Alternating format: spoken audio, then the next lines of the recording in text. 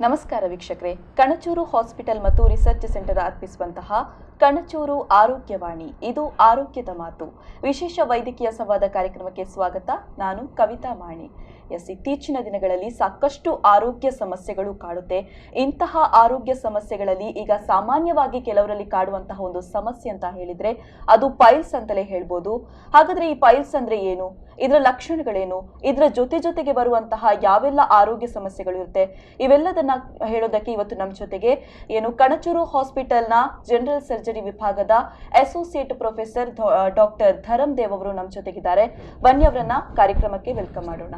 S doctor, ಮೊದಲನೇದಾಗಿ ಕಾರ್ಯಕ್ರಮಕ್ಕೆ ಆತ್ಮೀಯವಾದಂತಹ ಸ್ವಾಗತ. ಇತ್ತೀಚಿನ ದಿನಗಳಲ್ಲಿ ಸಾಮಾನ್ಯವಾಗಿ ಕೆಲವರಲ್ಲಿ ಕಾಡುವಂತಹ ಒಂದು ಸಮಸ್ಯೆ ಅಂತ ಹೇಳಿದ್ರೆ ಪೈಲ್ಸ್ ಅಂತಲೇ ಹೇಳ್ಬೋದು. ಸೊ ಈ ಒಂದು ಪೈಲ್ಸ್ ಅಂದ್ರೆ ಏನು, ಜೊತೆಗೆ ಈ ಒಂದು ಪೈಲ್ಸ್ ಜೊತೆಗೆ ಬರುವಂತಹ ಫಿಷರ್ ಹಾಗೆ ಫಿಸ್ತುಲಾ ಅಂದ್ರೆ ಏನು ಅನ್ನುವಂಥದ್ದನ್ನ ತಿಳಿಸ್ಕೊಡಿ ಡಾಕ್ಟರ್. ಮೊದಲಿಗೆ ಮೂಲವ್ಯಾಧಿ ಅಂದರೆ ನಾವು ಪೈಲ್ಸ್ ಅಂತ ಹೇಳ್ತೇವೆ. ಮೂಲವ್ಯಾಧಿ ಅಂದರೆ ಇದು ಮೊದಲಿಗೆ ನಾವು ಗುದದ್ವಾರ ಅಂದರೆ ಆ್ಯನಲ್ ಕೆನಾಲ್ ಅಂತ ಹೇಳ್ತೇವೆ. ಅದರಲ್ಲಿ ಕೆಲವು ನಾಳಗಳಿರ್ತವೆ. ಸೊ ಈ ನಾಳಗಳು ಏನಾಗ್ತದೆ ಅಂದರೆ ತುಂಬ ಟೈಮಿಂದ ಮಲಬದ್ಧತೆ ಇರೋದರಿಂದ, ಸೊ ಕಾನ್ಸ್ಟಿಪೇಷನ್ ಏನಂತ ಹೇಳ್ತೇವೆ, ಮಲಬದ್ಧತೆ ಇದು ಇರೋದರಿಂದ ತುಂಬ ಟೈಮಿಂದ ಪ್ರೆಷರ್ ಬಿದ್ದು ಸೊ ಈ ನಾಳಗಳೆಲ್ಲ ದಪ್ಪ ಬೀಳ್ತವೆ. ಸೊ ಈ ದಪ್ಪ ಬಿದ್ದ ನಾಳಗಳಿಂದ ನಂತರ ರಕ್ತಸ್ರಾವ ಆಗ್ತದೆ. ಸೊ ಇದಕ್ಕೆ ನಾವು ಮೂಲವ್ಯಾಧಿ ಅಂತ ಹೇಳ್ತೇವೆ. ಸೊ ಅದೇ ಪೈಲ್ಸ್. ಸೊ ಮೂಲವ್ಯಾಧಿಗೆ ಸಂಬಂಧಪಟ್ಟ ಕೆಲವು ಕಾಮನ್ ಕಾಯಿಲೆಗಳು ಯಾವುದಂತ ಹೇಳಿದರೆ ಒಂದು ಫಿಷರ್, ಮತ್ತೊಂದು ಫಿಸ್ತುಲಾ. ಇನ್ನೇನು ಸೊ ಈ ಫಿಷರ್ ಅಂದರೆ ಬಿರುಕು ಬಿದ್ದಿರೋದು, ಅಂದರೆ ಈ ಗುದದ್ವಾರ ಅಂದರೆ ಆ್ಯನಲ್ ಕೆನಾಲ್ ಅಲ್ಲಿ ಬಿರುಕು ಬಿದ್ದಿರೋದು. ಇದಕ್ಕೆ ಕೂಡ ಕಾಮನ್ ಕಾರಣ ಏನಂತ ಹೇಳಿದರೆ ಮಲಬದ್ಧತೆ. ಸೊ ಅದಕ್ಕೆ ಫಿಷರ್ ಅಂತ ಹೇಳ್ತೇವೆ. ಮತ್ತು ಮೂರನೇದು ಇನ್ನೊಂದು ಕಾಮನ್ ಕಂಡೀಷನ್ ಫಿಸ್ತುಲಾ ಇನ್ನೇನು. ಸೊ ಫಿಸ್ತುಲಾ ಇನ್ನೇನು ಹೇಳೋದಕ್ಕಿಂತ ಮುಂಚೆ ಫಿಸ್ತುಲಾ ಅಂದರೆ ಏನಂತ ಹೇಳಿ ನಮಗೆ ಗೊತ್ತಾಗಬೇಕು. ಫಿಸ್ತುಲಾ ಅಂದರೆ ಎರಡು ಸ್ಪೇಸ್ ಮಧ್ಯೆ ಒಂದು ಟನೆಲ್ ಕ್ರಿಯೇಟ್ ಮಾಡೋದು, ಅಂದರೆ ಎರಡು ಹಾಲೋ ವಿಸ್ಕಸ್ ಎರಡು ಸ್ಪೇಸ್ ಮಧ್ಯೆ ಒಂದು ಟ್ರ್ಯಾಕ್ಟ್, ಅದಕ್ಕೆ ಫಿಸ್ತುಲಾ ಅಂತ ಹೇಳ್ತೇವೆ ನಾವು ಮೆಡಿಕಲ್ ಟರ್ಮಿನಾಲಜಿಯಲ್ಲಿ. ಸೊ ಅದು ಫಿಸ್ತುಲಾ ನಮ್ಮ ಬಾಡಿಯಲ್ಲಿ ಎಲ್ಲಿ ಕೂಡ ಡೆವಲಪ್ ಆಗ್ಬೋದು. ಅಂದರೆ ನಮ್ಮ ನೆಕ್ಕಲ್ಲಿ, ಇಲ್ಲ ಅನ್ನನಾಳದಲ್ಲಿ, ಸಣ್ಣ ಕರುಳಲ್ಲಿ, ದೊಡ್ಡ ಕರುಳಲ್ಲಿ. ಹಾಗೆಯೇ ಇದೇ ಫಿಸ್ತುಲಾ ಕೆಳಗಡೆ ಅಂದರೆ ಗುದದ್ವಾರ ಹತ್ರ ಫಿಸ್ತುಲಾ ಅಂದರೆ ಟ್ರ್ಯಾಕ್ಟ್ ಕ್ರಿಯೇಟ್ ಆದ ಕೂಡಲೇ ಅದಕ್ಕೆ ನಾವು ಫಿಸ್ತುಲಾ ಇನ್ನೇನು ಅಂತ ಹೇಳ್ತೇವೆ. ಹಾಗಾದರೆ ಈ ಮೂರು ಸಮಸ್ಯೆಗಳ ಬಗ್ಗೆ ಹೇಳಿದ್ರಿ ನೀವು, ಇದಕ್ಕೆ ಕಾರಣ ಏನು ಅನ್ನುವಂಥದ್ದು, ಯಾವೊಂದು ಕಾರಣಗಳಿಂದ ಈ ಒಂದು ಸಮಸ್ಯೆ ಕಾಡುತ್ತೆ ಅನ್ನುವಂಥದ್ದು ಡಾಕ್ಟರ್? ಸೊ ಈ ಮೂಲವ್ಯಾಧಿಗೆ ನಾ ಹೇಳಿದಾಗೆ ತುಂಬ ಪ್ರಮುಖ ಕಾರಣ ಏನಂತ ಹೇಳಿದರೆ ಒಂದು ಮಲಬದ್ಧತೆ. ಸೊ ಈ ಇತ್ತೀಚಿನ ದಿನಗಳಲ್ಲಿ ಸುಮಾರು ಕಾರಣಗಳಿರ್ತವೆ ಮಲಬದ್ಧತೆಗೆ. ಅಂದರೆ ಒಂದು ಸ್ಟ್ರೆಸ್, ಇಲ್ಲ ಈ ಸೆಡೆಂಟ್ರಿ ಲೈಫ್ ಸ್ಟೈಲ್, ಎಕ್ಸಸೈಸ್ ಇಲ್ಲ, ಜಂಕ್ ಫುಡ್ಸ್, ಅದು ಇದು ಮಲಬದ್ಧತೆ ಮೋಸ್ಟ್ ಕಾಮನ್ ಕಾಸ್. ಅದು ಬಿಟ್ಟರೆ ಇನ್ನೊಂದು ಪ್ರಮುಖ ಕಾರಣ ಒಂದು ಇವನ್ ಪ್ರೆಗ್ನೆನ್ಸಿಯಲ್ಲಿ ಸಹ ಕಾಣ್ಬೋದು. ಇಲ್ಲ ಇದು ನಾವು ಯಾರು ಜಾಸ್ತಿ ತುಂಬ ಭಾರ ಎತ್ತುತ್ತಾರೋ, ಹೆವಿ ವೆಯ್ಟ್ ಲಿಫ್ಟ್ ಮಾಡ್ತಾರೋ ಅವರಲ್ಲಿ ಸಹ ಕಾಮನ್ ಆಗಿ ಕಾಣ್ತೇವೆ. ಅದು ಬಿಟ್ಟರೆ ಅಪರೂಪಕ್ಕೆ ಕೆಲವೊಮ್ಮೆ ಕ್ಯಾನ್ಸರ್ ಅಂದರೆ ಗುದನಾಳ ಅಂದರೆ ರೆಕ್ಟಲ್ ಕ್ಯಾನ್ಸರ್, ಸೊ ಅದರಲ್ಲಿ ಸಹ ಒಮ್ಮೊಮ್ಮೆ ಪೇಷಂಟ್ ಫಿಸ್ತುಲಾ ಆಗಿ ಬರುವ ಚಾನ್ಸಸ್ ಇರ್ತದೆ. ಮೂಲವ್ಯಾಧಿ ಇದಾಗಿ ಬರ್ತಾರೆ ನಮ್ಮ ಹತ್ರ. ಮತ್ತು ಇನ್ನೊಂದು ಎರಡನೇದು ಹೇಳಿದ್ದು ಫಿಷರ್. ಸೊ ಈ ಫಿಷರ್ ಪ್ರಮುಖ ಕಾರಣ ಏನಂತ ಎಗೇನ್ ಮಲಬದ್ಧತೆ ಅಂದರೆ ಕಾನ್ಸ್ಟಿಪೇಷನ್. ತುಂಬ ಟೈಮಿಂದ ಮಲಬದ್ಧತೆ ಇದ್ದು ಪ್ರೆಷರ್ ಜಾಸ್ತಿಯಾಗಿ ಅಲ್ಲಿ ಕೆಳಗೆ ಗುದದ್ವಾರದ ಹತ್ರ ಬಿರುಕು ಬೀಳ್ತದೆ. ಸೊ ಇದಕ್ಕೆ ನಾವು ಫಿಷರ್ ಅಂತೇಳಿ ಹೇಳ್ತೇವೆ. ಅದಕ್ಕೆ ಪ್ರಮುಖ ಕಾರಣ ಮಲಬದ್ಧತೆ. ಅದು ಬಿಟ್ಟರೆ ಪ್ರೆಗ್ನೆನ್ಸಿ, ಯಾರು ನಾರ್ಮಲ್ ವೆಜೈನಲ್ ಡೆಲಿವರಿ ಆಗ್ತಾರೋ ಅವರಲ್ಲಿ ಸಹ ಒಮ್ಮೊಮ್ಮೆ ಕೆಲವು ಸಲ ಕಂಡು ಬರ್ತದೆ ಫಿಷರ್. ಅದು ಬಿಟ್ಟರೆ ಮತ್ತು ಕೆಲವು ಅಪರೂಪಕ್ಕೆ ಒಮ್ಮೆ ಕೆಲವು ಇನ್ಫ್ಲಮೇಟರಿ ಬೌಲ್ ಡಿಸಾರ್ಡರ್ ಅಂತ ಹೇಳ್ತೇವೆ, ಅಂದರೆ ಕರುಳಿನ ಕಾಯಿಲೆ, ಕ್ರಾನ್ಸ್ ಡಿಸೀಸ್ ಏನಂತ ಹೇಳ್ತೇವೆ, ಅದರಲ್ಲಿ ಕೂಡ ನಮಗೆ ಇದು ಫಿಷರ್ ಕಾಯಿಲೆ ಕಂಡು ಬರ್ತದೆ. ಮತ್ತು ಮೂರನೇದು ಫಿಸ್ತುಲಾ ಇನ್ನೇನು ನಾ ಹೇಳಿದಾಗೆ ಅದಕ್ಕೆ ಪ್ರಮುಖ ಕಾರಣ ಇನ್ಫೆಕ್ಷನ್. ಏನಲ್ ಗ್ಲ್ಯಾಂಡ್, ನಮ್ಮ ಚರ್ಮದ ಕೆಳಗಡೆ ಹೇಗೆ ಸ್ವೆಟ್ ಗ್ಲ್ಯಾಂಡ್ಸ್ ಅದೆಲ್ಲ ಇರ್ತದೋ ಅದೇ ರೀತಿ ಆ್ಯನಲ್ ಕೆನಾಲ್ ಅಂದರೆ ಗುದದ್ವಾರದಲ್ಲಿ ಕೂಡ ಏನಲ್ ಗ್ಲ್ಯಾಂಡ್ಸ್ ಇರ್ತವೆ. ಸೊ ಇದು ಇನ್ಫೆಕ್ಟ್ ಆಗ್ತದೆ ಒಮ್ಮೊಮ್ಮೆ. ಅದಕ್ಕೆ ಬೇರೆ ಬೇರೆ ಕಾರಣಗಳಿರ್ತವೆ. ಒಂದು ಇಮ್ಯುನಿಟಿ ಕಮ್ಮಿ ಆಗಿಯಾ, ಇಲ್ಲ ಡಯಾಬಿಟಿಸಿಂದ, ಏನು ಇಮ್ಯುನೋ ಕಾಂಪ್ರಮೈಸ್ ಸ್ಟೇಟ್. ಸೊ ಇದರಿಂದಾಗಿ ಅಲ್ಲಿ ಇನ್ಫೆಕ್ಷನ್ ಆಗಿ ಪಸ್ ಕಲೆಕ್ಷನ್ ಆಗ್ತದೆ. ಪಸ್ ಕಲೆಕ್ಷನ್ ಅಂದರೆ ನಾವು ಮೆಡಿಕಲ್ ಟರ್ಮಲ್ಲಿ ಆ್ಯಪ್ಸೆಸ್ ಅಂತ ಹೇಳ್ತೇವೆ. ಸೊ ಅದಕ್ಕೆ ಲೋಕಲ್ ಲ್ಯಾಂಗ್ವೇಜಲ್ಲಿ ಕುರು ಅಂತ ಹೇಳ್ತೇವೆ. ಸೊ ಇದು ರಪ್ಚರ್ ಆಗಿ ಒಳಗಿಂದ ಡ್ರೈನ್ ಆಗಿ ಟ್ರ್ಯಾಕ್ಟ್ ಆಗಿ ಅದು ಹೊರಗಡೆ ಬೀಳ್ತದೆ. ಸೊ ಅದು ಮೋಸ್ಟ್ ಕಾಮನ್, ಅಂದರೆ ಇದರಲ್ಲಿ ಪ್ರಮುಖ ಕಾರಣ ಫಿಸ್ಟುಲಾ ಅನ್ನೋದು. ಅದು ಬಿಟ್ಟರೆ ಇನ್ನು ಬೇರೆ ಕೆಲವು ಸರ್ಜರಿ ಆದ ನಂತರ ಪೋಸ್ಟ್ ಸರ್ಜರಿ ಅದರಲ್ಲಿ ಸಹ ಫಿಸ್ಟುಲಾ ಆಗ್ತದೆ. ಇಲ್ಲ ಕೆಲವು ಕ್ಯಾನ್ಸರ್ ಪೇಷಂಟ್ಸಿಗೆ ರೇಡಿಯೇಷನ್ ಕೊಟ್ಟರೆ ಪೋಸ್ಟ್ ರೇಡಿಯೇಷನ್ ಫಿಸ್ಟುಲಾ ಆಗ್ತದೆ. ಸೊ ಇವೆಲ್ಲ ಪ್ರಮುಖ ಕಾರಣಗಳು ಫಿಸ್ಟುಲಾ. ಎಸ್, ಈ ಒಂದು 3 ಸಮಸ್ಯೆಗಳಿಗೆ ಸಂಬಂಧಪಟ್ಟಂತೆ ಯಾವೆಲ್ಲ ಕಾರಣಗಳು ಅಂತ ತಿಳಿಸ್ಕೊಟ್ರಿ. ಇನ್ನು ಈ ಒಂದು ಏನು ರೋಗ ಯಾವ ಒಂದು ಏಜಲ್ಲಿ ಬರುವಂಥದ್ದು ಅನ್ನುವಂಥದ್ದು ಡಾಕ್ಟರ್, ಯಾವ ಒಂದು ಏಜಲ್ಲಿ ಕಾಣಿಸ್ಕೊಳ್ಳುತ್ತೆ ಹೆಚ್ಚಾಗಿ? ಇದು ಆ್ಯಕ್ಚುಲಿ ನಾವೊಂದು 20-25 ವರ್ಷ ಮುಂಚೆ ಇದೇ ಕ್ವಶನ್ ನೀವು ಕೇಳ್ತಿದ್ರೆ ಇದು ಒಂದು 50 ವರ್ಷಕ್ಕಿಂತ ಮೇಲಿನ ಪೇಷಂಟ್ಸಲ್ಲಿ ಕಾಣ್ಬೋದು ಅಂತ ಹೇಳ್ಬೋದು.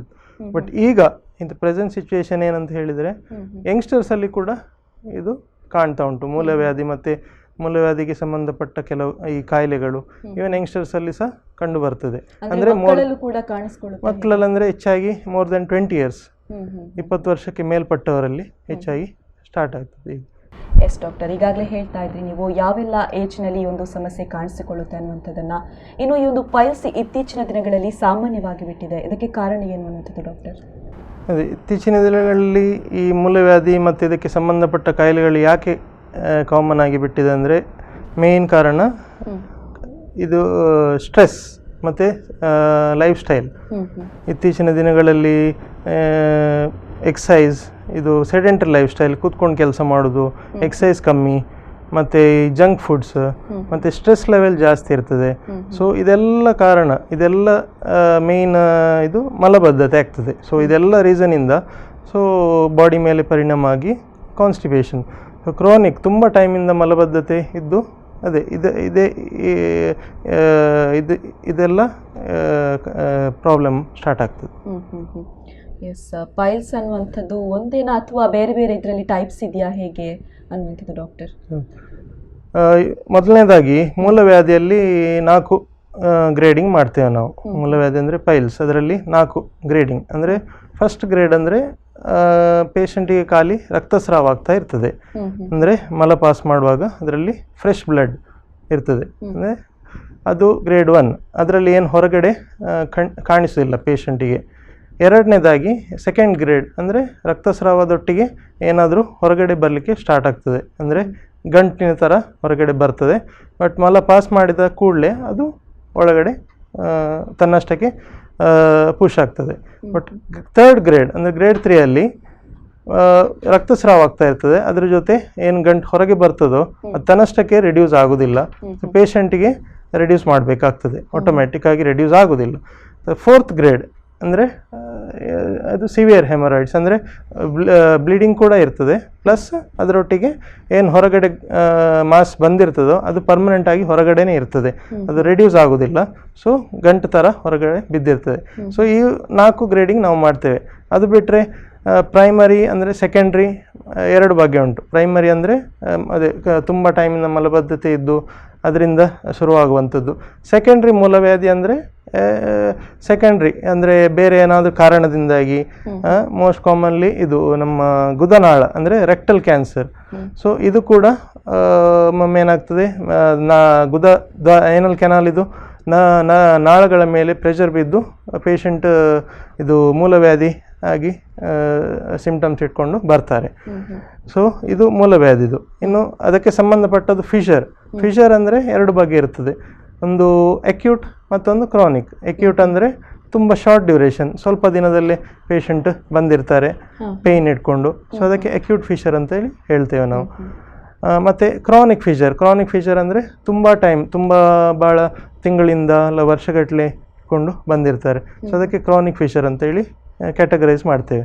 3ನೇದು ಕಾಯಿಲೆ ಅದೇ ಫಿಸ್ಟುಲಾ. ಇನ್ನೇನು ಇದರಲ್ಲಿ ಲೋ ಫಿಸ್ಟುಲಾ ಮತ್ತು ಹೈ ಫಿಸ್ಟುಲಾ ಅಂತ ಹೇಳ್ತೇವೆ. ಫಿಸ್ಟುಲಾ ಅಂದ ಕೂಡಲೇ ಅದೇ ಟನೆಲ್, ಟನೆಲ್ ಟ್ರ್ಯಾಕ್ಟ್ ಏನು ಕನೆಕ್ಷನ್ ಇರ್ತದೋ ಲೋ ಫಿಸ್ತುಲದಲ್ಲಿ ನಮ್ಮ ಎನಲ್ ಕೆನಾಲ್ ಅಂದರೆ ಗುದದ್ವಾರ ಅಲ್ಲಿಗೆ ಕಮ್ಯುನಿಕೇಷನ್ ಇರ್ತದೆ. ಹೈ ಫಿಸ್ತುಲೈನ್ ಏನು ಅಂದರೆ ಗುದನಾಳ ಅಂದರೆ ರೆಕ್ಟಮ್ ಅಲ್ಲಿವರೆಗೆ ಕಮ್ಯುನಿಕೇಷನ್ ಇರುವ ಚಾನ್ಸಸ್ ಇರ್ತದೆ. ಅದರಲ್ಲಿ ಸ್ವಲ್ಪ ಅದು ಕಾಂಪ್ಲಿಕೇಟೆಡ್ ಆಗಿರ್ತದೆ ಮತ್ತು ಸ್ವಲ್ಪ ಹೈಯರ್ ಎಂಡ್ ಇನ್ವೆಸ್ಟಿಗೇಷನ್ಸ್ ಎಲ್ಲ ಬೇಕಾಗ್ತದೆ ಹೈಯರ್ ಫಿಸ್ತುಲೈನ್ ಏನೋದಲ್ಲಿ. ಎಸ್, ಇನ್ನು ಕೆಲವು ಕಾಯಿಲೆಗಳೇನಿದೆ ವಂಶ ಪಾರಂಪರಿಕವಾಗಿ ಬರುವಂತಹ ಚಾನ್ಸಸ್ ಕೂಡ ಇದೆ. ಈ ಒಂದು ಪೈಲ್ಸ್ ಅನ್ನುವಂಥದ್ದು ಕೂಡ ವಂಶ ಪಾರಂಪರಿಕವಾಗಿ ಬರುವಂತಹ ಚಾನ್ಸಸ್ ಇದೆಯಾ ಹೇಗೆ? ಹೌದು, ವಂಶ ಪಾರಂಪರಿಕವಾಗಿ ಬರುವ ಚಾನ್ಸಸ್ ಕೂಡ ಇರ್ತದೆ. ಬಟ್ ಅದಕ್ಕಿಂತಲೂ ಈಗ ನಾ ಹೇಳಿದಾಗೆ ಈ ಎಲ್ಲ ಕಾರಣಗಳು ಕೂಡ ಆ್ಯಡ್ ಆಗ್ತದೆ. ಸೊ ವಂಶ ಪಾರಂಪರಿಕವಾಗಿಯೂ ಬರುವ ಚಾನ್ಸಸ್ ಇರ್ತದೆ ಮೂಲವ್ಯಾಧಿಯಲ್ಲಿ. ಹಾಗಾದರೆ ಈ ಒಂದು ಪೈಲ್ಸ್ಗೆ ಏನು ಟ್ರೀಟ್ಮೆಂಟ್ ಪ್ರೊಸೀಜರ್ ಹೇಗಿದೆ ಅನ್ನುವಂಥದ್ದು ಡಾಕ್ಟರ್? ಮೊದಲನೇದಾಗಿ ಈಗ ಪೇಷಂಟ್ ನಮ್ಮಲ್ಲಿ ಬಾಟಮ್ ಕೇಸ್ ಅಂದರೆ ಏನೇ ಕಂಪ್ಲೇಂಟ್ ಇಟ್ಕೊಂಡು ಬಾಟಮ್ ಕೇಸಿದು ಏನೇ ಕಂಪ್ಲೇಂಟ್ ಮಲದಲ್ಲಿ ರಕ್ತಸ್ರಾವ ಆಗೋದು ಹಾಗೆ ಏನಾದರೂ ಇಟ್ಕೊಂಡು ಬಂದ ಕೂಡಲೇ ಫಸ್ಟಿಗೆ ನಾವು ಪೇಷಂಟಿಗೆ ಎಕ್ಸ್ಪ್ಲೇನ್ ಮಾಡ್ತೇವೆ. ಎಕ್ಸ್ಪ್ಲೇನ್ ಮಾಡಿ ಕನ್ಸೆಂಟ್ ತಗೊಂಡು ಫಸ್ಟ್ ಬೇಸಿಕ್ ಟೆಸ್ಟ್ ನಾವು ಒ ಪಿ ಡಿಯಲ್ಲಿ ಮಾಡುವಂಥದ್ದು ಒಂದು ರೆಕ್ಟಲ್ ಎಕ್ಸಾಮಿನೇಷನ್, ಮತ್ತೊಂದು ಪ್ರೊಕ್ಟೋಸ್ಕೋಪಿ ಅಂತ ಹೇಳ್ತೇವೆ. ಅದೊಂದು ಸಣ್ಣದು ಒಂದು ಇನ್ಸ್ಟ್ರೂಮೆಂಟ್ ಬರ್ತದೆ. ಅದರಲ್ಲಿ ನಾವು ಗುದದ್ವಾರ ಅಂದರೆ ಏನಲ್ ಕೆನಾಲ್ ಅನ್ನು ಇನ್ಸ್ಪೆಕ್ಟ್ ಮಾಡ್ತೇವೆ, ಅಂದರೆ ಎಕ್ಸಾಮಿನ್ ಮಾಡ್ತೇವೆ. ಎಕ್ಸಾಮಿನ್ ಮಾಡಿ ನಂತರ ನಮಗೆ ಡಯಾಗ್ನೋಸಿಸ್ ಮಾಡಲಿಕ್ಕೆ ಸುಲಭ ಆಗ್ತದೆ. ಪೇಷಂಟಿಗೆ ಮೂಲವ್ಯಾಧಿ ಇದೆಯಾ, ಇಲ್ಲ ಫಿಷರ್ ಇದೆಯಾ, ಇಲ್ಲ ಫಿಸ್ತುಲಾ ಏನಂತೇಳಿ ಕ್ಯಾಟಗರೈಸ್ ಮಾಡಲಿಕ್ಕೆ ಸುಲಭ ಆಗ್ತದೆ. ಅದು ಮಾಡಿ ಪೇಷಂಟಿಗೆ ಎಕ್ಸ್ಪ್ಲೇನ್ ಮಾಡಿ ನಂತರ ಅದನ್ನು ಅವರಿಗೆ ಏನು ಎಕ್ಸ್ಟ್ರಾ ಹೈಯರ್ ಎಂಡ್ ಇನ್ವೆಸ್ಟಿಗೇಷನ್ಸ್ ಬೇಕೋ ಅಲ್ಲ ಬೇಡೋ, ಅಂದರೆ ಕೆಲವು ಸಲ ಏನಾಗ್ತದೆ ಅಂತ ಹೇಳಿದರೆ ಮೂಲವ್ಯಾಧಿಯಲ್ಲಿ ನಾ ಹೇಳಿದಾಗೆ ಕೆಲವು ಸಲ ಕ್ಯಾನ್ಸರ್ ಗುದನಾಳದು ರೆಕ್ಟಲ್ ಕ್ಯಾನ್ಸರ್ ಕೂಡ ಮೂಲವ್ಯಾಧಿಯಾಗಿ ಬರುವ ಚಾನ್ಸ್ ಇರ್ತದೆ. ಸೊ ಅದನ್ನು ರೂಲ್ ಔಟ್ ಮಾಡಲಿಕ್ಕೆ ನಾವು ಒಮ್ಮೊಮ್ಮೆ ಕೊಲೊನೋಸ್ಕೋಪಿ ಕೂಡ ಮಾಡಬೇಕಾಗ್ತದೆ, ಅಥವಾ ಹೈ ಫಿಸ್ತುಲೈನ್ ಏನೋದಲ್ಲಿ MRI ಸ್ಕ್ಯಾನಿಂಗ್ ಕೂಡ ಮಾಡಬೇಕಾಗ್ತದೆ. ಸೊ ಈ ರೀತಿ ನಾವು ಪೇಷಂಟನ್ನು ಕ್ಯಾಟಗರೈಸ್ ಮಾಡ್ತೇವೆ. ಪೇಷಂಟನ್ನು ಕ್ಯಾಟಗರೈಸ್ ಮಾಡಿ ಪೇಷಂಟಿಗೆ ಎಕ್ಸ್ಪ್ಲೇನ್ ಮಾಡಿ ಕನ್ಸೆಂಟ್ ತಗೊಂಡು ನಂತರ ನಾವು ಇನ್ವೆಸ್ಟಿಗೇಟ್ ಫರ್ದರ್ ಮಾಡಿ ನಂತರ ಸರ್ಜರಿ ಬೇಕಾ ಬೇಡೋ ಅಂತೇಳಿ 2 ಕ್ಯಾಟಗರಿಯಾಗಿ ಡಿವೈಡ್ ಮಾಡ್ತೇವೆ. ಒಂದು ಮೆಡಿಕಲ್ ಮ್ಯಾನೇಜ್ಮೆಂಟ್ ಮಾಡ್ಬೋದು, ಇಲ್ಲ ಆಪರೇಟ್ ಮಾಡ್ಬೋದು. ಸೊ ಹಾಗೆ ಡಿಸೈಡ್ ಮಾಡಿ ನಾವು ಫರ್ದರ್ ಪ್ರೊಸೀಡ್ ಆಗ್ತೇವೆ. ಯಾವ ರೀತಿ ಟ್ರೀಟ್ಮೆಂಟ್ ಇದೆ ಅನ್ನೋದನ್ನು ತಿಳಿಸ್ಕೊಟ್ರಿ ನೀವು ಈಗಾಗಲೇ. ಸೊ ಈ ಒಂದು ಟ್ರೀಟ್ಮೆಂಟ್ ಮಾಡದೇ ಇದ್ದರೆ ಏನಾಗ್ಬೋದು? ಸಾಮಾನ್ಯವಾಗಿ ಇಂತಹ ಒಂದು ಕಾಯಿಲೆಗಳಿಗೆ ಮುಜುಗರ ಪಡೋದು ಜಾಸ್ತಿ ಜನ. ಸೊ ಇದನ್ನು ನೆಗ್ಲೆಕ್ಟ್ ಮಾಡಿದರೆ ಯಾವ ರೀತಿಯ ಪರಿಣಾಮ ಬೀಳ್ಬೋದು ಅನ್ನೋಂಥದ್ದು ಡಾಕ್ಟರ್? ಹೌದು, ಇದು ಹೆಚ್ಚಾಗಿ ಅದೇ ತುಂಬ ಪಾಪ್ಯುಲೇಷನ್ ಮ್ಯಾಕ್ಸಿಮಮ್ ಪಾಪ್ಯುಲೇಷನ್ ಅದು ಮುಜುಗರ ಪಟ್ಟೆ ಅದನ್ನು ಹೊರಗೆ ತರೋದಿಲ್ಲ, ಯಾರಿಗೂ ಎಕ್ಸ್ಪೋಸ್ ಮಾಡೋದಿಲ್ಲ. ಮತ್ತು ಅವ್ರು ನಮ್ಮ ಹತ್ರ ಬರುವಾಗ ಆಲ್ಮೋಸ್ಟ್ ಅವರು ಕಾಂಪ್ಲಿಕೇಶನ್ಸ್ ಇಟ್ಕೊಂಡು ಬರುವವರು ಇದ್ದಾರೆ ಒಮ್ಮೊಮ್ಮೆ. ಸೊ ಏನಾಗ್ತದೆ ಅಂತ ಹೇಳಿದರೆ ಎಸ್ಪೆಷಲಿ ಮೂಲವ್ಯಾಧಿಯಲ್ಲಿ ಇದು ಬ್ಲೀಡಿಂಗ್ ಇರುವಾಗ, ರಕ್ತಸ್ರಾವ ಇರುವಾಗ ಅವ್ರದ್ದು ಹಿಮೋಗ್ಲೋಬಿನ್ ಕಮ್ಮಿಯಾಗಿ ರಕ್ತಹೀನತೆ ಆಗೋ ಚಾನ್ಸಸ್ಸು ಇರ್ತದೆ. ಸೊ ಒಮ್ಮೊಮ್ಮೆ ತುಂಬ ರಕ್ತಹೀನತೆಯಾಗಿ ಕೊಲ್ಯಾಪ್ಸ್ ಕೂಡ ಆಗ್ಬೋದು. ಸೊ ಆ ರೀತಿ ಪೇಷಂಟ್ ಬಂದದ್ದು ಉಂಟು. ಸೊ ಅದೊಂದು ಕಾಮನ್ ಕಾಂಪ್ಲಿಕೇಶನ್. ಅದು ಬಿಟ್ಟರೆ ಮತ್ತು ಕೆಲವು ಸಲ ಮೂಲವ್ಯಾಧಿಯಲ್ಲಿ ನಾಳದಲ್ಲಿ ರಕ್ತ ಬ್ಲಾಕ್ ಆಗಿ ಥ್ರೋಂಬೋಸಿಸ್ ಆಗ್ಬೋದು. ಸೊ ತುಂಬ ಸಿವಿಯರ್ ತುಂಬ ನೋವಾಗಲಿಕ್ಕೆ ಸ್ಟಾರ್ಟ್ ಆಗ್ಬೋದು. ಅದು ಬಿಟ್ಟರೆ ಸೆಪ್ಸಿಸ್ ಆಗ್ಬೋದು, ಸೆಪ್ಟಿಕ್ ಆಗಿ ಮತ್ತು ಒಮ್ಮೊಮ್ಮೆ ಜೀವಕ್ಕೂ ಅಪಾಯ ಇರುವಂಥ ಕಂಡೀಷನು ಕೂಡ ಬರ್ತದೆ. ಎಸ್ ಡಾಕ್ಟರ್, ಪೈಲ್ಸ್ ಬಗ್ಗೆ ಸಾಕಷ್ಟು ಮಾಹಿತಿಯನ್ನು ನೀಡ್ತಾ ಇದ್ರಿ. ಸೊ ಇದು ಪೈಲ್ಸ್ ಬಂದಿದೆ ಅಂತ ಹೇಗೆ ಗೊತ್ತಾಗುತ್ತೆ ನಮಗೆ? ಇದರ ಸಿಂಪ್ಟಮ್ಸ್ ಏನು, ಲಕ್ಷಣಗಳೇನು ಅನ್ನೋಂಥದ್ದು ಡಾಕ್ಟರ್? ಮೂಲವ್ಯಾಧಿಯಲ್ಲಿ ಮೊದಲನೇದಾಗಿ ಪೇಷಂಟಿಗೆ ತುಂಬ ಕಾಮನ್ ಆಗಿ ಇರುವಂಥ ಸಿಂಪ್ಟಮ್ ರಕ್ತಸ್ರಾವ. ಮಲ ಪಾಸ್ ಮಾಡುವಾಗ ರಕ್ತ ಇರ್ತದೆ, ಅಂದರೆ ಫ್ರೆಶ್ ಬ್ಲಡ್. ಸೊ ಅದೊಂದು ಮೋಸ್ಟ್ ಕಾಮನ್.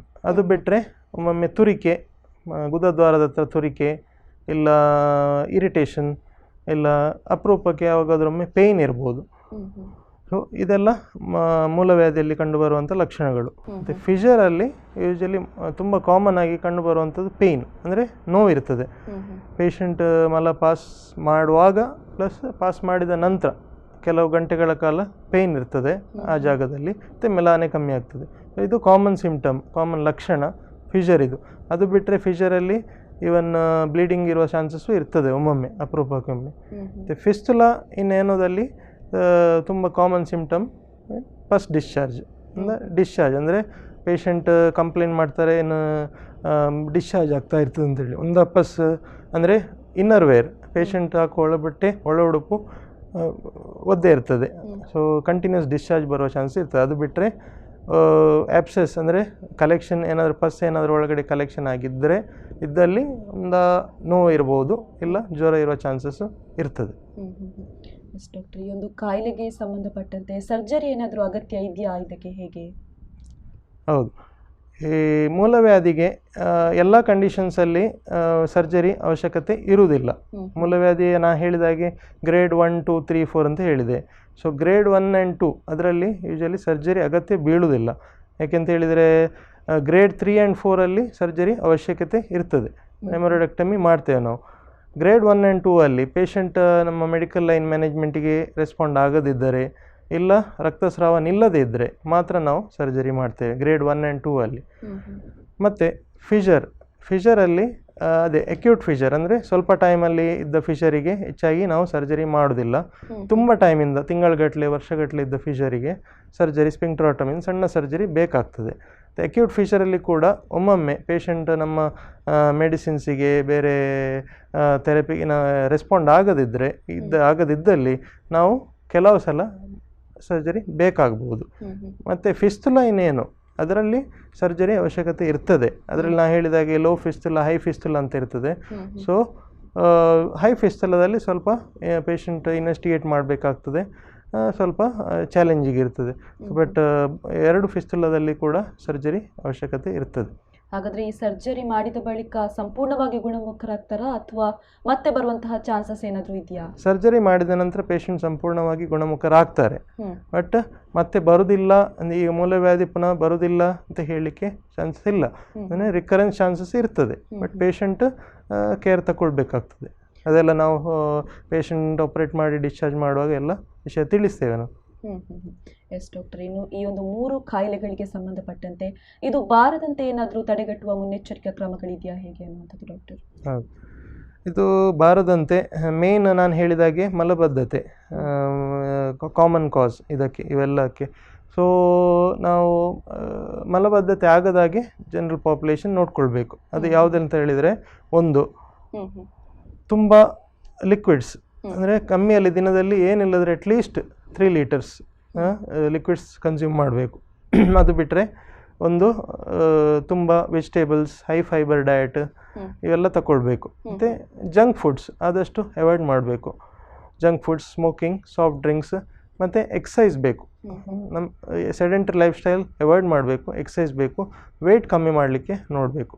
ಸೊ ಇವೆಲ್ಲ ನಾವು ಫಾಲೋ ಮಾಡಿದರೆ ಈ ಕಾಯಿಲೆ ಬರುವುದನ್ನು ಆದಷ್ಟು ತಡೆಗಟ್ಬೋದು. ಎಸ್, ಇನ್ನು ಪೈಲ್ಸ್ ಬಂದ ತಕ್ಷಣ ಕೆಲವರು ನೋವಾಗುತ್ತೆ ಅನ್ನುವಂಥ ಒಂದು ದೃಷ್ಟಿಯಿಂದ ಆ ಪೇನ್ ಕಿಲ್ಲರ್ ಟ್ಯಾಬ್ಲೆಟನ್ನು ತಗೊಳ್ತಾರೆ. ಇದು ಏನಾದರೂ ಪರಿಣಾಮ ಬೀಳ್ಬೋದಾ, ಹೇಗೆ ಅನ್ನುವಂಥದ್ದು ಡಾಕ್ಟರ್? ಪೇಷಂಟಿಗೆ ಪೈಲ್ಸ್ ಅಂತ ಹೇಳಿ ಏನಾದರೂ ಡೌಟ್ ಆದ ಕೂಡಲೇ ಅವರ ಡಾಕ್ಟ್ರನ್ನ ಕನ್ಸಲ್ಟ್ ಮಾಡೋದು ಉತ್ತಮ. ಹಾಗೆ ಪೇಯ್ನ್ ಕಿಲ್ಲರ್ಸ್ ಮೆಡಿಸಿನ್ಸ್ ತಗೊಂಡು ಅದು ಮತ್ತು ತಗೊಂಡು ಕಾಂಪ್ಲಿಕೇಶನ್ ಆಗುವ ರೇಟ್ ಜಾಸ್ತಿ ಇರ್ತದೆ. ಸೊ ಅದು ಪೇಯ್ನ್ ಕಮ್ಮಿ ಆಗ್ಬೋದು. ಪೇಯ್ನ್ ಕಮ್ಮಿ ಆಯ್ತು ಅಂತೇಳಿ ಪೇಷಂಟ್ ಅದನ್ನು ಹಾಗೆಯೇ ಬಿಟ್ಟಿರ್ತಾರೆ. ಅದು ಕಡೆಗೆ ನಾ ಹೇಳಿದಾಗೆ ಗ್ರೇಡ್ 3 ಗ್ರೇಡ್ 4 ಆಗಿ ಕಾಂಪ್ಲಿಕೇಶನ್ ಆಗಿ ಹೋಗೋ ಚಾನ್ಸ್ ಇರ್ತದೆ. ಸೊ ಪೇಯ್ನಿಗೆ ಮೆಡಿಸಿನ್ ತಗೊಳ್ಳೋ ಬದಲು ಅವರಿಗೆ ಏನಾದರೂ ಸ್ವಲ್ಪ ಡೌಟ್ ಆದ ಕೂಡಲೇ ಇಮಿಡಿಯೇಟ್ ಆಗಿ ಡಾಕ್ಟ್ರನ್ನ ಕನ್ಸಲ್ಟ್ ಆಗೋದು ಬೆಟರ್. ಎಸ್ ಡಾಕ್ಟರ್, ಇನ್ನೊಂದು ಈ ಕಾಯಿಲೆಗೆ ಸಂಬಂಧಪಟ್ಟಂತೆ ಯಾವೆಲ್ಲ ಫೆಸಿಲಿಟಿ ಕಣಚೂರು ಹಾಸ್ಪಿಟಲಲ್ಲಿ ಇದೆ ಅನ್ನುವಂಥದ್ದು ಡಾಕ್ಟರ್?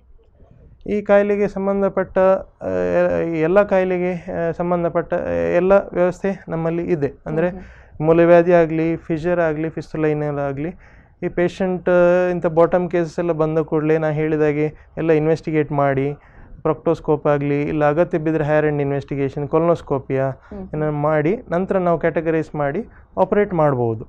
ಸೊ ಎಲ್ಲ ವ್ಯವಸ್ಥೆ ನಮ್ಮಲ್ಲಿದೆ. ಎಟ್ ಪ್ರೆಸೆಂಟ್ ಈಗ ಈ ತಿಂಗಳಲ್ಲಿ ಮೂಲವ್ಯಾಧಿ ಮತ್ತು ಅದಕ್ಕೆ ಸಂಬಂಧಪಟ್ಟ ಕಾಯಿಲೆಗೆ ಕ್ಯಾಂಪ್ ಕೂಡ ನಡೀತಾ ಉಂಟು. ಸೊ ಅದರ ಫೆಸಿಲಿಟಿಯನ್ನು ಸಾರ್ವಜನಿಕರು ತಗೊಳ್ಬೋದು. ಇನ್ನು ಸಾಮಾನ್ಯ ಜನರಿಗೆ ಈ ಒಂದು ಕಾಯಿಲೆಯ ಬಗ್ಗೆ ಏನಾದರೂ ಸಲಹೆಯನ್ನು ನೀಡೋದಾದರೆ ಏನು ಹೇಳ್ತೀರಾ ಡಾಕ್ಟರ್? ಸಾಮಾನ್ಯ ಜನರಿಗೆ ಇನ್ನು ಪೈಲ್ಸ್ ಅಥವಾ ಮೂಲವ್ಯಾಧಿ ಅಥವಾ ಅದಕ್ಕೆ ಸಂಬಂಧಪಟ್ಟ ಯಾವುದೇ ಕಾಯಿಲೆ ಬರದ ಹಾಗೆ ನಾನು ಹೇಳಿದಾಗೆ ಮೇನ್ ಕಾನ್ಸ್ಟಿಪೇಟಿಂಗ್ ಡಯಟ್ ಅವಾಯ್ಡ್ ಮಾಡಬೇಕು. ಅಂದರೆ ಮಲಬದ್ಧತೆ ಆಗದಾಗೆ ನೋಡ್ಕೊಳ್ಬೇಕು. ಲಿಕ್ವಿಡ್ಸ್ ಜಾಸ್ತಿ ತಗೊಳ್ಬೇಕು. ದಿನಕ್ಕೆ 3 ಲೀಟ್ರ್ ನೀರು, ಲಾಟ್ ಆಫ್ ವೆಜಿಟೇಬಲ್ಸ್ ತಗೊಳ್ಬೇಕು, ಫೈಬರ್ ಡಯಟ್, ಫ್ರೂಟ್ಸ್ ಇಂಥದ್ದೆಲ್ಲ ಜಾಸ್ತಿ ಕನ್ಸ್ಯೂಮ್ ಮಾಡಬೇಕು. ಮತ್ತು ಈ ಸೆಡೆಂಟರಿ ಲೈಫ್ ಸ್ಟೈಲ್ ಅವಾಯ್ಡ್ ಮಾಡಬೇಕು, ಎಕ್ಸಸೈಸ್ ಬೇಕು, ವೆಯ್ಟ್ ಕಮ್ಮಿ ಮಾಡಬೇಕು, ಮತ್ತು ಸ್ಮೋಕಿಂಗ್ ಅವಾಯ್ಡ್ ಮಾಡಬೇಕು, ಆಲ್ಕೋಹಾಲ್ ಇದನ್ನು ಅವಾಯ್ಡ್ ಮಾಡಿದರೆ ಜನರಲ್ ಪಾಪ್ಯುಲೇಷನ್ಗೆ ಆದಷ್ಟು ಮಟ್ಟಿಗೆ ನಾವು ತಡೆಗಟ್ಟಬಹುದು. ಎಸ್ ಡಾಕ್ಟರ್, ಇಷ್ಟು ಹೊತ್ತು ನಮ್ಮ ಜೊತೆಗಿದ್ದು ಪೈಲ್ಸ್ ಬಗ್ಗೆ ಆಗಿರ್ಬೋದು ಅಥವಾ ಅದರ ಜೊತೆಗೆ ಬರುವಂತಹ ಒಂದು ಕಾಯಿಲೆಗಳ ಬಗ್ಗೆ ಸಾಕಷ್ಟು ಮಾಹಿತಿಯನ್ನು ನೀಡಿದ್ರಿ. Thank you doctor. Thank you. Yes, ನೋಡಿದಲ್ವಾ ವೀಕ್ಷಕರೇ, ಪೈಲ್ಸ್ ಅಂದರೆ ಇದು ಯಾವೆಲ್ಲ ಕಾರಣಗಳಿಂದ ಬರುತ್ತೆ, ಇದರ ಜೊತೆಗೆ ಬರುವಂತಹ ಕಾಯಿಲೆಗಳು ಯಾವೆಲ್ಲ, ಇವೆಲ್ಲದರ ಬಗ್ಗೆ ಡಾಕ್ಟರ್ ಮಾಹಿತಿಯನ್ನು ನೀಡಿದ್ರು.